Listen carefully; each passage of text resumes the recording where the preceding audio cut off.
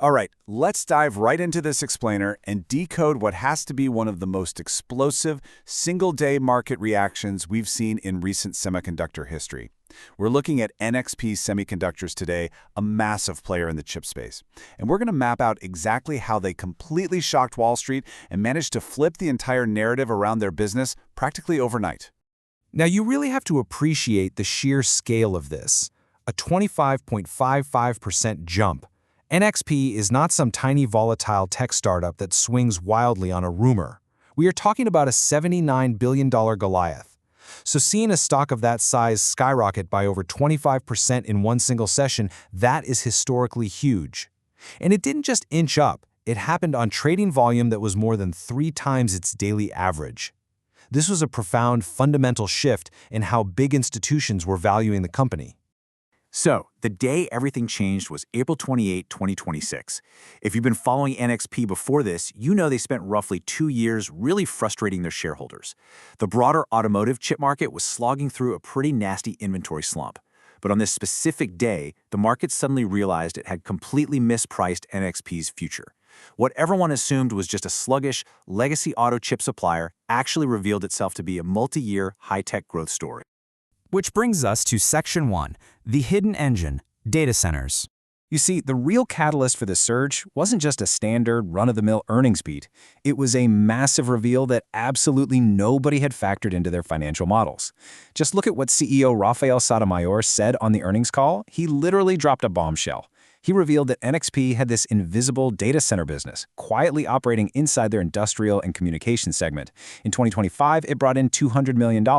But for 2026, they're projecting it to do north of $500 million.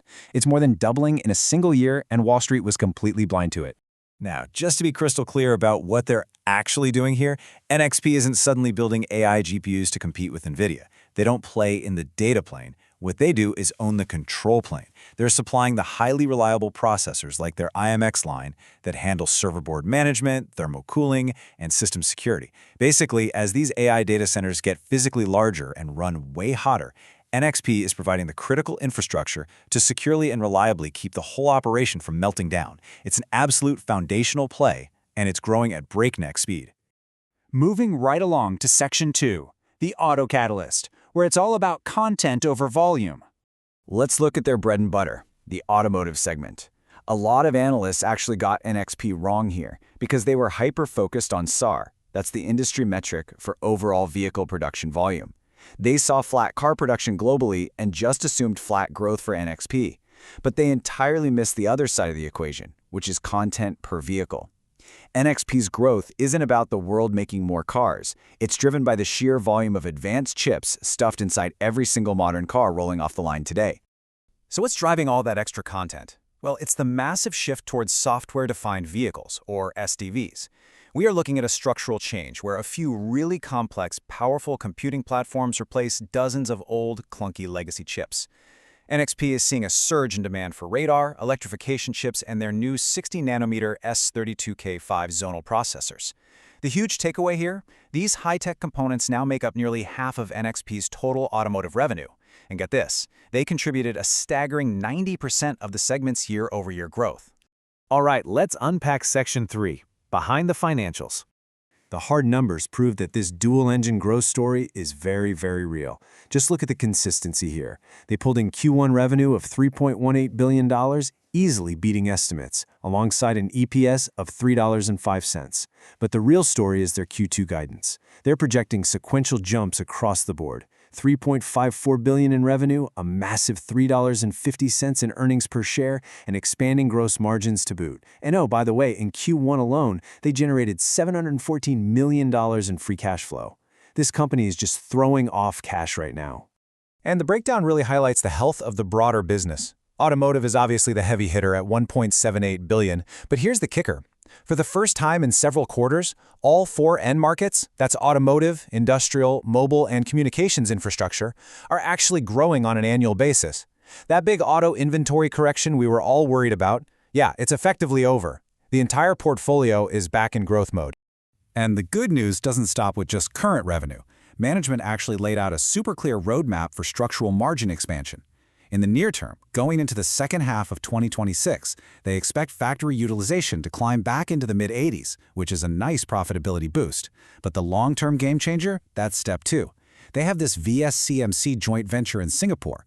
Once that high-efficiency plant comes fully online in 2028, it's projected to add roughly 200 basis points right to their gross margin. Let's wrap things up with Section 4, Wall Street's verdict and valuation.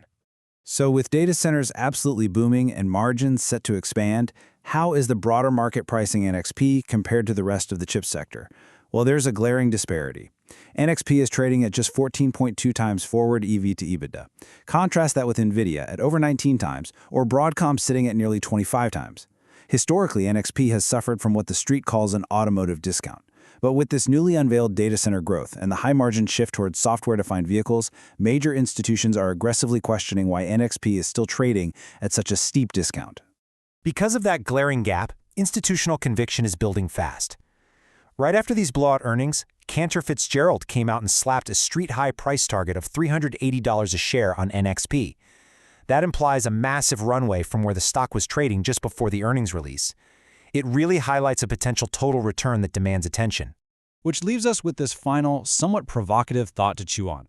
As NXP successfully transforms from a run-of-the-mill, traditional auto chip supplier into this critical, high-margin powerhouse driving both the data center control plane and the software-defined vehicle revolution, has the market finally caught up with that 26% surge, or is Wall Street actually still underestimating the true power of NXP's engine?